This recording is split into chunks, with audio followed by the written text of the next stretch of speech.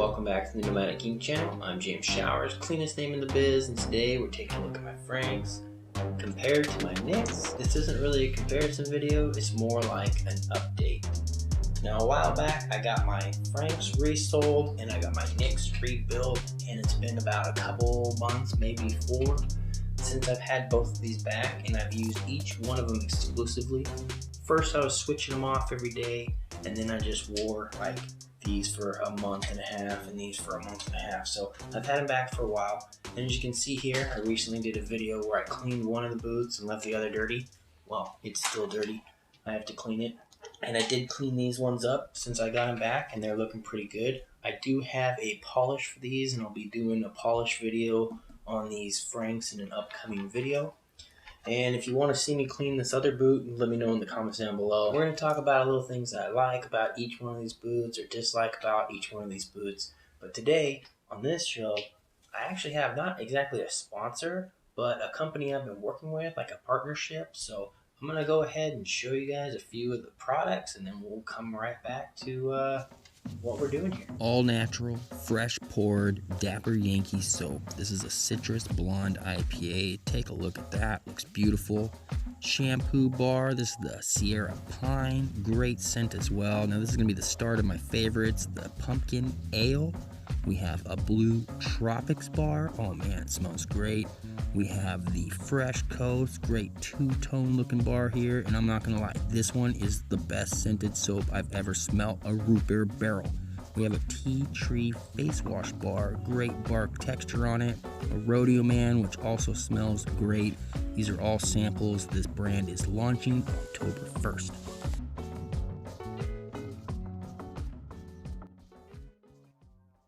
Thanks for checking out the products. I'm really excited about this new launch coming up, so I just figured I'd share that with you guys. So my Franks are 10 inches and my Nicks are 8. I got the Nicks first, and I thought I wanted a lower heel or lower boot, so I got the 8s. I actually wanted like a 4 or 6 because I didn't really think I needed much ankle support. I found that I really love the 10-inch boot, so that might play into a little bit of the factor of why I kind of like the Franks more than the Nicks.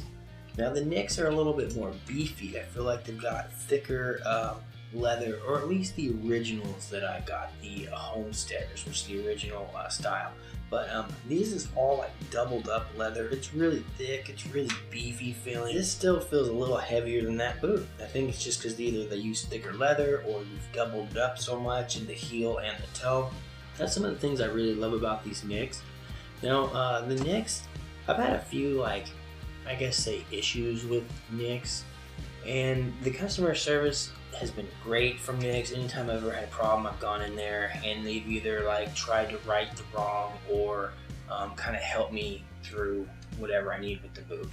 They were kind enough to offer me a rebuild for the price of a resole, so I took them up on that offer, and I really appreciate it.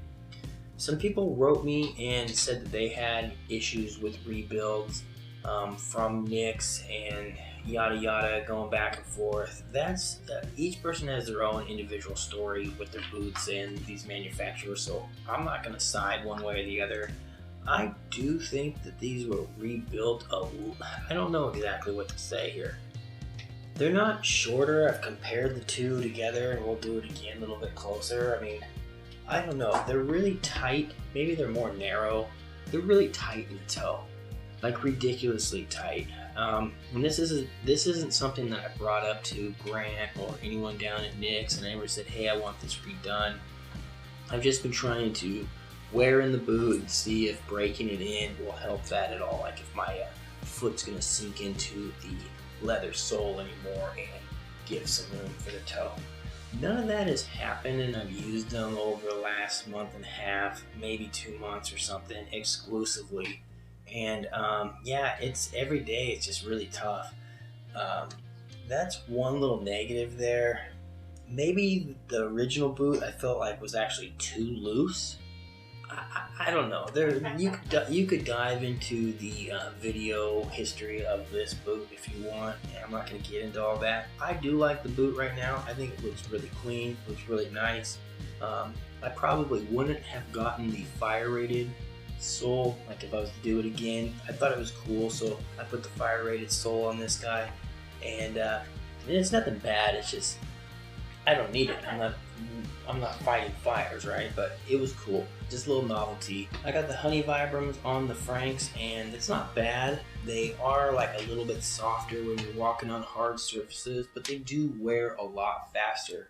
I went with the honey vibrams again just because it looks good with the brown. I didn't want to do a black down there, or I would have gone with the lug soles on the rebuild. The other thing is they, I don't know if they have thinner leather or if it's just because I have a rough out here and a smooth here, but this dried up pretty bad and kind of cracked out. It hasn't split all the way through the leather yet. I guess you could put some super glue or something like that inside the hole. Now, a little bit of that was due to me not taking care of the boot. I wasn't conditioning it. I didn't have any grease or oils on this boot. I was working on a job that it was really wet on the ground, so my boots would get wet, dry out, and they cracked out pretty bad. So a lot of that's on me, but I still just kind of wonder. I mean, these are a little lighter than these, even though these are taller.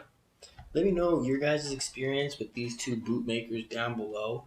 Now, if I was to do this again, to be honest, I don't know. I don't know what I'd do. I really like my mix, even though maybe I've not exactly had issues, but there's just been some weird quirks here. Some of the things I actually end up growing to like a lot, like the fact that they are smooth instead of rough out. And I'm hoping that I'll actually like the way they fit after I continue to wear them over time. So one of the things I noticed with these being a little bit smaller is that I really can only use this type of sock. A nice, smooth dress sock. Now with this boot here, having a little bit more room, a little more versatile. I can use that dress sock, I can use a good darn tough sock right here for work, or I can use a big bushy sock right here. That's a smart wool over there as well. So you have a little bit more options with what you're wearing. If I was to wear these now, like say in the winter, I wouldn't be able to put a thicker sock on. It's almost unbearable. You can't even move your toe. So you can use the nice dress sock, and it's pretty good and it's comfortable. Good thing I work indoors. But this right here would be the boot that I'd choose if I was going to be doing a lot more outdoor stuff in the winter. It does have the composite. I can use a thicker sock, so that's a plus.